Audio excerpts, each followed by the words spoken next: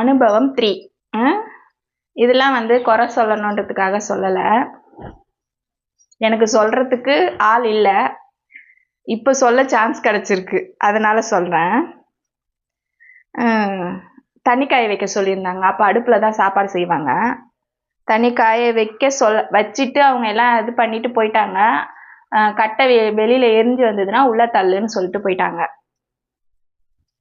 வெளியில் பேசிகிட்டு இருந்தாங்க. நான் ஒன்றுமே பண்ணலை. அந்த கட்டை எரிஞ்சிட்டு தான் வெளியில் வந்துடுச்சு. அடுப்பு எதுவுமே டச் பண்ணலை. லேசாக உள்ளே தள்ளினேன். அந்த அடுப்புக்கு மேலே இப்படி சேர்ந்து இருக்கும்ல, அது என்ன ஆச்சு, நான் உள்ளே தள்ளினோடனே கீழே வந்து விழுந்துச்சு. அது ஆல்ரெடி விட்டு போயிருந்தது. அவங்க கம்பி கிம்பி போட்டு கட்டி வச்சுருந்தாங்க. நான் போய் தள்ளினோடனே எதுலேயுமே டச் பண்ணல, அது கீழே வந்து விழுந்துருச்சு.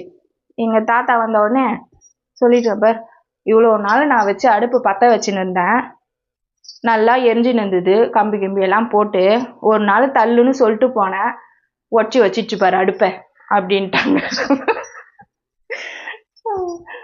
நான் பக்கத்து ரூமில் தான் இருக்கிறேன். ஓலை வீடு தானே, ஒன்றும் ஒளிவு மறைவெல்லாம் ஒன்றுமே கிடையாது. அவங்க பேசுறது எனக்கு நல்லா கேட்கும். நான் கேட்பேன்னு தெரிஞ்சு அவங்க அப்படி பேசுகிறாங்க. நம்மளால போய் அதை எதிர்த்து பேசவும் முடியல.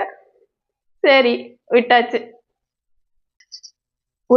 இது ஒன்றாச்சா, உருளைக்கிழங்கு உரிச்சிட்டு இருந்தாங்க. கொடுங்க ஐயா, நான் உரிச்சு தரேன், நான் கட் பண்ணி தரேன்னு சொன்னேன்னு பெருசு பெருசாக கட் பண்ணு, ரொம்ப பொடிசாக கட் பண்ணிடாதேன்னாங்க. தொக்கு பண்ணுவாங்கள்ல, உருளைக்கிழங்கு தொக்கு, அதுக்கு எங்கள் வீட்டில் செஞ்சுருக்கேன் நான். எங்கள் அம்மாவுக்கு நான் கட் பண்ணி கொடுத்துருக்கேன். அது மாதிரி தான் பெருசு பெருசாக கட் பண்ணினாங்க. ஒரு உருளைக்கிழங்க 4 பீஸாக போடணுன்னுவாங்க.